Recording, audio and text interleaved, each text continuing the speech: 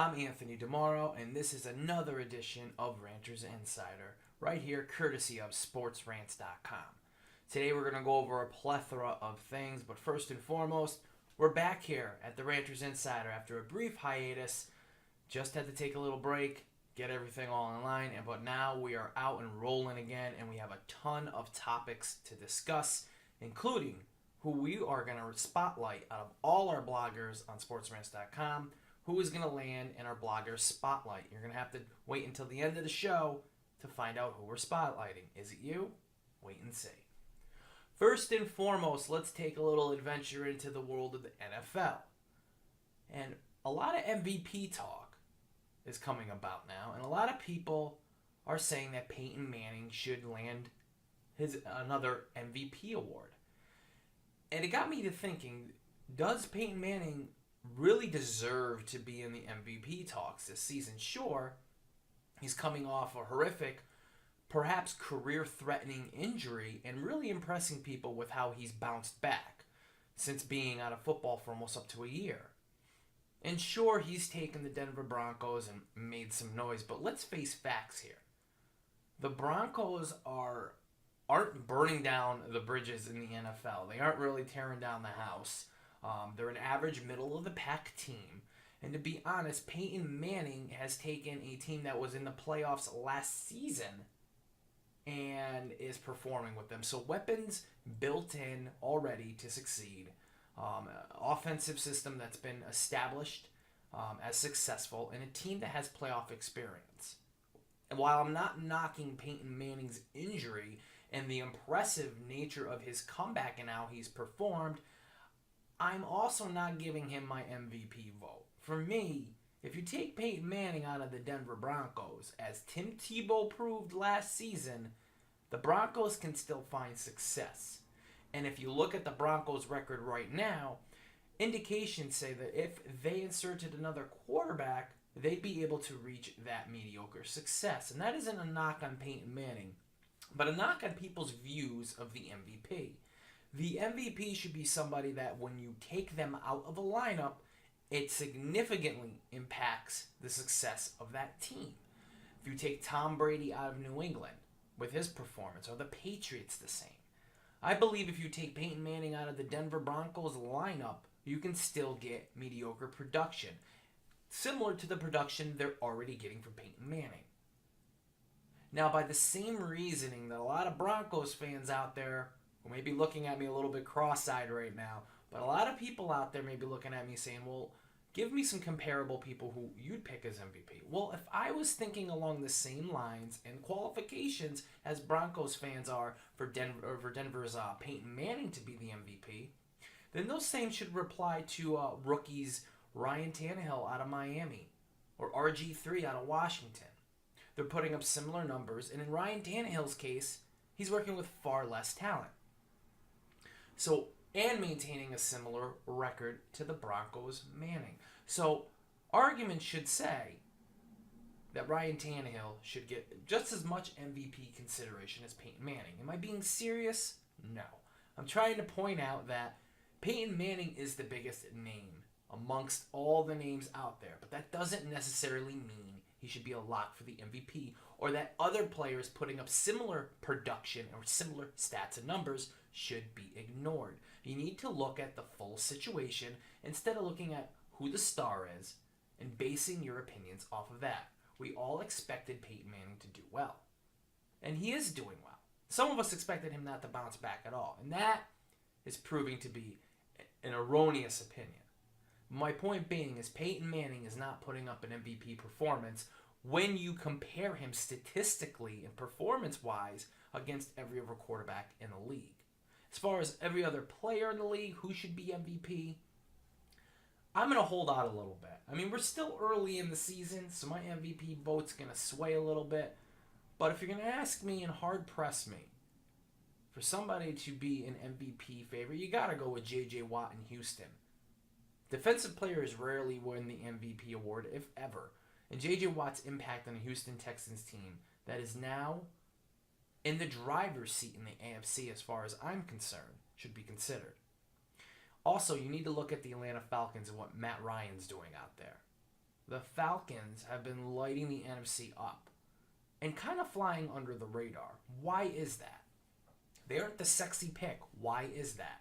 They're beating all the teams they need to beat. And Matt Ryan has flown under the radar. I think a lot of these players, from Ryan Tannehill to RG3 to Matt Ryan to J.J. Watt, should all be in consideration for the MVP, and we need to remove a lot of players from under the radar.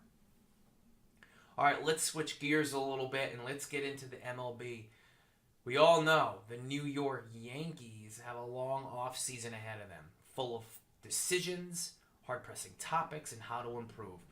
But one of the glaring issues that is standing out most to everybody is what to do with Alex Rodriguez. Newsflash, fans, he's not going to be traded. I said this from the beginning on my show, the Rantin' and Raven Show. He's not going to be traded. His contract makes it nearly impossible for him to be traded. Who's going to have to take on that money? And why would the Yankees want to eat that much money just to rid themselves of a player who, when you look statistically at him in comparison to other third basemen in the league, he's above average. He's a solid defensive third baseman. He's putting up numbers that are comparable to other third basemen in the league, the top 5 of the league, and he's a power-hitting third baseman.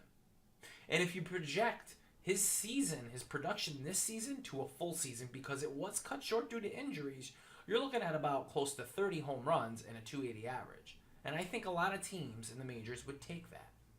What I don't think is fair about Alex Rodriguez is while the criticism may be just for his playoff struggles and his character issues and his decisions, I also think Alex Rodriguez is the hugest scapegoat on the Yankees. It's easy for fans to gloss over their favorites and just point at ARod for all the team's faults.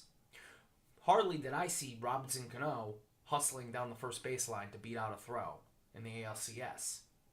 Hardly did I see Robinson Cano seem to care about changing his swing after doing a historic slump at the plate. If you don't believe me, look at the record Cano set this playoff season. My point being is we gloss over all of our favorite players' errors and point things squarely on ARod. He's a lightning rod for it. But that can be a benefit. Think about all the pressure he took off of other players, including Robinson Cano, this offseason. That goes without saying. ARod is built for this culture, believe it or not. He may have struggled in it, but now he is the full brunt of negativity, and that is valuable to a team, especially in a pressure situation. Now, ARod parted by saying he's going to come back on a mission. Is he going to come back and bang out 35 to 40 home runs? Absolutely not. Is he going to be a 280, 290 hitter? Possibly. My point being is ARod has an opportunity to do right now what Derek Jeter did a couple years ago when fans were questioning him as well. He's bounced back and change his swing and adjust. And that's exactly what he's going to do. Despite your opinions about the steroid admission, about ARod's personality flaws, or about ARod the player at all, you cannot deny the fact that this guy has a talent to play baseball that not everybody has. Now, while he may have declined with age, which is certainly evident, and while he may continue to decline as he grows older and throughout the remaining 5 years of his Yankee contract, it's absurd to think that his talent can't keep him from being an everyday producing player for the Yankees. So, while the hot topic of the moment is to pile on ARod, remember, guys, he's got a no-trade clause in his contract. So every blogger and every article person sitting out there writing about ARod trade possibilities, you're crazy. The Yankees are going to have to eat a ton of money to trade him. Why would you pay 80 cents to $1 on a deal to ship a player out rather than just keeping him on your roster? If they ship ARod out, they have to bring a new third baseman in. Everyone's seen Eduardo Nunez man the field. Sorry, it's just it's not feasible. And the Yankees would need young talent in return. Something their young talent hasn't really stepped up this year. And they kind of took a step back. Who's willing to give the Yankees the type of youthful prospects that they would require just to unload ARod? They're not going to just give him away for free. And they're certainly not going to give him to Miami just to get Heath Bell's bloated contract. And Bell's already gone. So it goes without saying that Alex Rodriguez is pretty much safe in Yankee land, and we should get used to seeing ARod in the headlines in the New York Post and in the New York Daily News. All right, moving on. Let's stick in the MLB. And the San Francisco Giants and the Detroit Tigers will square off in the World Series. What's my pick? I like San Francisco. I really do. Detroit, let's keep this in mind. Although they swept the Yankees, those games weren't offensive displays until the last game. Weren't really evident of Detroit's powerful offense. San Francisco is going to bully and batter the Detroit Tigers. San Francisco, I think, has a stronger rotation than the New York Yankees, which seem to give the Tigers fits for the early part of the ALCS. Expect that to carry over in the World Series.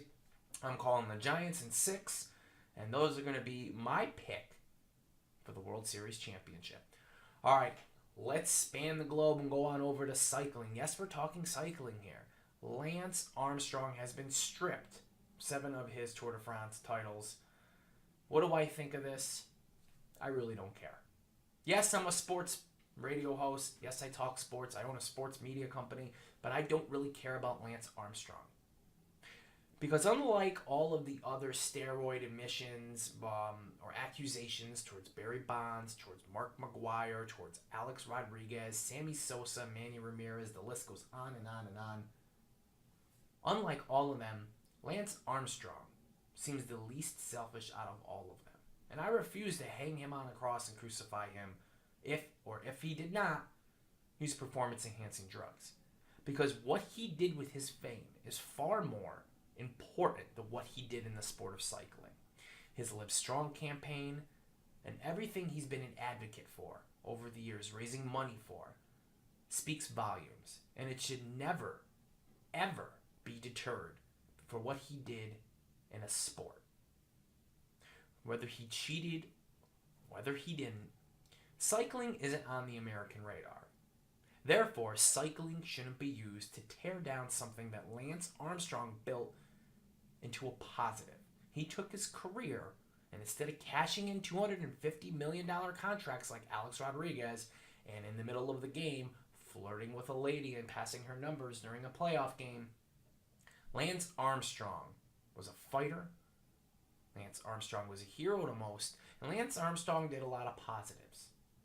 Well, after the sports world stops talking about you, what will your legacy be? How will they remember you? Well, it's safe to say that Lance Armstrong will be remembered for the steroids, but it's easy to forget the positive impact this man has had, and that is something that needs to be remembered.